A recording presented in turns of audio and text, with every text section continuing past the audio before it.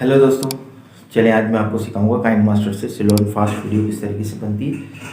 तो वीडियो को स्किप मत कीजिएगा और आखिर तक देखिएगा। ठीक है, चलिए स्टार्ट करते हैं। आइए।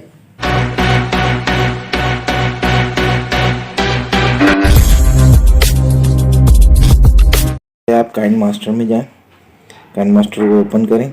इसके बाद ये 16.9 का रेश कर लें। उसके बाद अपनी वीडियो को लाएं।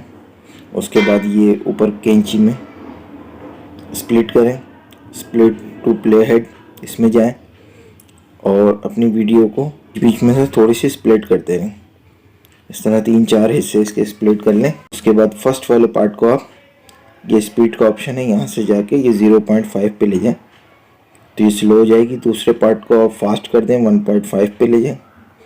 उसके बाद थर्ड पार्ट को फिर वही स्लो कर दें 0.5 और इसी तरह अगले पार्ट को फिर थोड़ा सा स्पीड बढ़ा दें, इसकी 1.5 कर दें और आखिरी वाले की फिर थोड़ी स्लो कर दें स्पीड। तो इस तरीके से ये प्ले करें इसको। अब आप देखेंगे कि ये स्लो हो गई है, ये फास्ट, फिर यहाँ स्लो और ये फास्ट और ये स्लो हो गई।